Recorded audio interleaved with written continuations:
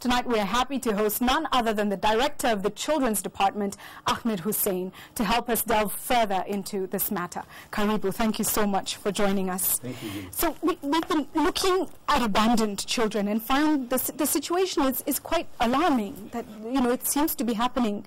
It's prevalent. The first question, what is the situation on the ground? What is your department having to deal with? Thank you very much, Julie. It's important to note that there are a lot of children who are abandoned, and mainly by very young parents. They abandon them in hospitals, they abandon them near houses, they abandon them in various places. And why they abandon them are for various reasons. One of them is the society. We push our girls to the extreme, especially when they get pregnant at an early age, and we do not accept them. And therefore, these girls are left in a very difficult situation. They go to hospitals, they deliver the child, they don't want to throw away the child, they give false address and leave the child in the hospital. Once that happens, then she disappears. You can't trace her because the address and the contact she gave is not correct. But they're doing this deliberately so that the child can be saved.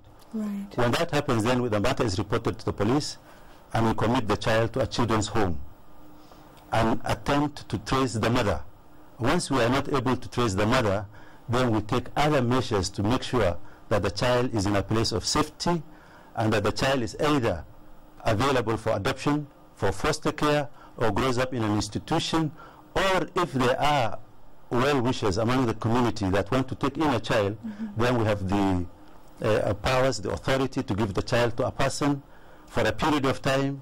That is fostering. Fostering, yes, and we foster the children to those people. So really, there are very many ways of handling those children. When we see these children who are abandoned on the streets, and literally the police have to take them in, give them a meal, and start to plan how to, place the child, what to do with the child. What capacity, in your experience, does the police force have, and how can we help? How can even government help or individuals help in beefing up that capacity? First, I'd like to say the police do a commendable job when children are placed in their hands. The police stations might not be the best place for those children, but the police have a way of handling those children, taking good care of them, and recording that this child has been found. They report the matter to us, and thereafter we're able to place those children in institutions or placing them with fit persons, people who can take care of them. And therefore there is a process of handling those children, and we have handled so many children in this country. From the point at which they have been abandoned or left, and many times we reunite them with their parents. So making the best out of a difficult situation, how can society come in and say, what's our role? How do we help? In the Children Act, there are three groups of people with responsibility over children. One is the state, the second is the parent, and the third is the society.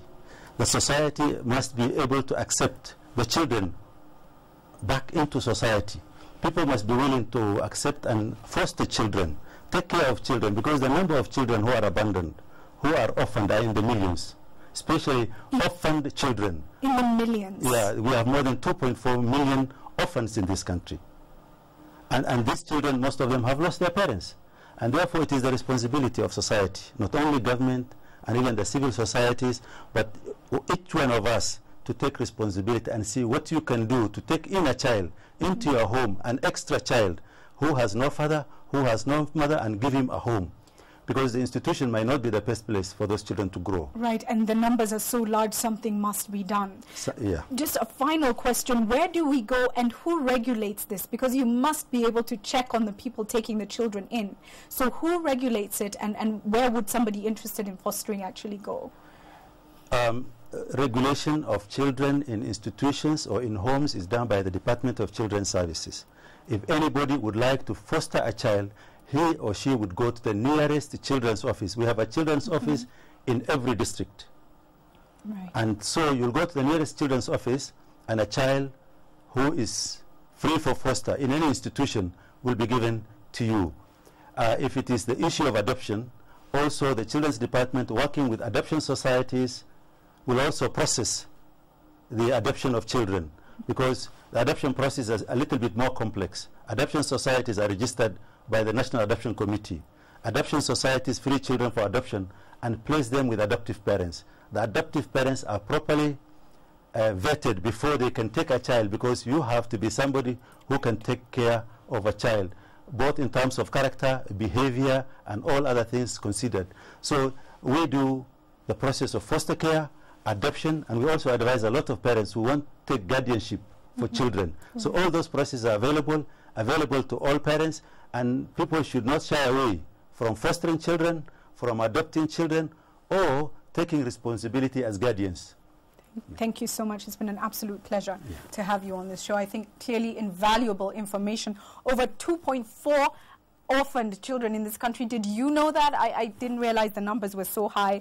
What can you do? Can you help? Can you foster? Would you be able to take in a child? You can contact the Children's Department if you want to know more. And we want to thank the department for the work that it's doing.